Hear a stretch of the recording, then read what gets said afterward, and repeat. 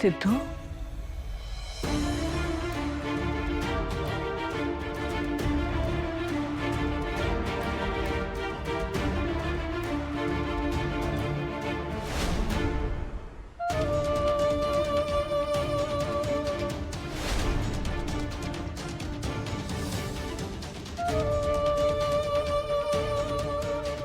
अरे सिद्धू सिद्धू इकडे ये ना.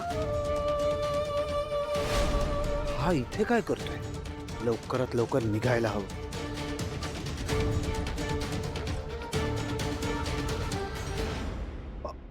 अरे तू इथे? माझ्या बहिणीची सासूरवाडी, ये जा करत असतो मी.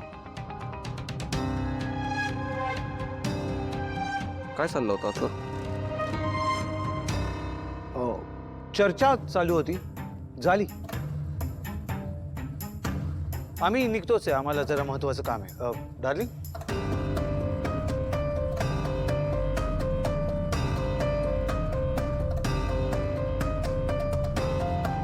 येतो.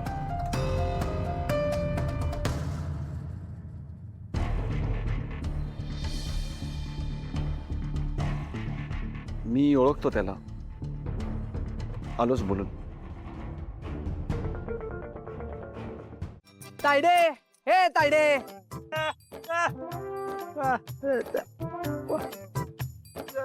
अयो, आधी सांगायच की मला, मी आलो असतो इथं. काय र, सकाळपासून कुठे हुंडाळत होतास? म्हण मला सांगायचं होतं. तुला बोलवायचं म्हटलं तरी जागेवर असतोस का? मला बोलवा म्हण. तुम्ही तर असं बोलता, याच्या अगोदर कधी मी आलोच नाही. अगोदर कसं छोटू छोटू छोटू करायचा, आणि आता वेंकी वेंकी वेंकी असं करताय. ए हनीन, थोबाड पण ठेवतात नाही तर तुला. टिव टिव टिव लावले, कसा तरी डोळा लागला होता माझा, झोपड केली सगळी.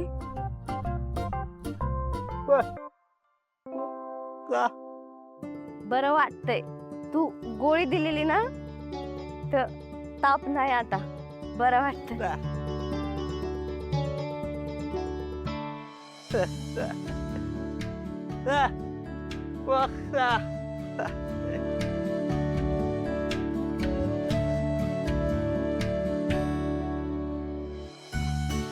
कुठे तयार रे? हा कुठे निघालाय आता? कुठे चाललाय तू? कुठं? घरी जाऊ. अरे पण मग हे दुकान कोण बघणार? मी आहे गे, मी आहे, मी बघतो. हा, तुझ्या जीवावर दुकान ठेवायचं म्हणजे झालंच की कल्याण. तू बघणार? आई, वेंकी म्हणालाय की तो बघतो दुकान, बघू देल काय? अरे पण तुला आणि या छोट्या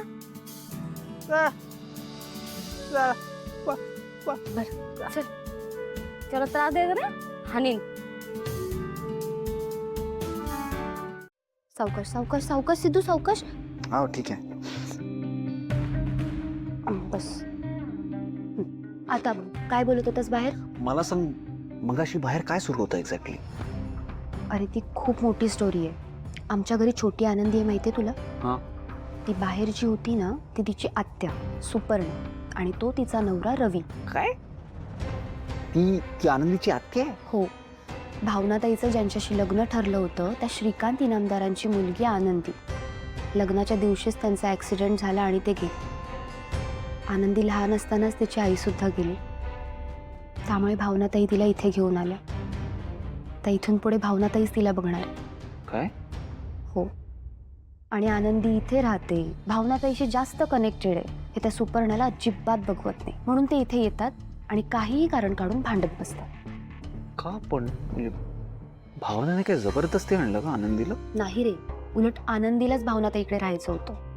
आणि डे 1 पासून सुपर्णाला काही आवडत नव्हतं. आणि जेव्हा श्रीकांतचं विलोपन झालं, तेव्हा कळलं की श्रीकांतने लग्नाआधीच सगळी प्रॉपर्टी भावनाताईच्या नावावर केली होती. काय? हो. पण आई आणि भावनाताईंनी ती सगळी प्रॉपर्टी रवी आणि सुपर्णाला परत केली, आणि त्या बदल्यात आनंदीला इकडे घेऊन आले. काय सांगतेस काय? हो. पण सुपर्णाला हे सगळं नाही आवडत, म्हणून ती इथे येते, भांडते. भावनाताईला त्रास होतो रे या सगळ्याचा. तिला लळा लागलाय आनंदीचा. ते एक बरं आहे की भावनाताईला आता जॉब लागलाय, त्यामुळे ती त्यात बिझी असते. त्यातून पैसेही मिळतात, त्यामुळे ती आनंदीला नीट सांभाळू शकते. असले भारी आहे यार. काय? नाही नाही काही नाही.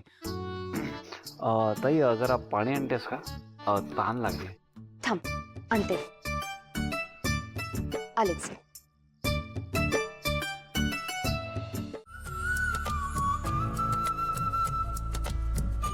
सावकाश हं? हो आई. आई, मी शाळेत होते ना तेव्हा वार्षिक परीक्षेच्या वेळी सुद्धा आई असाच खाऊ बनवून ठेवायची आणि इतका बनवायची ना की सुट्ट्या संपेपर्यंत खायचे मी.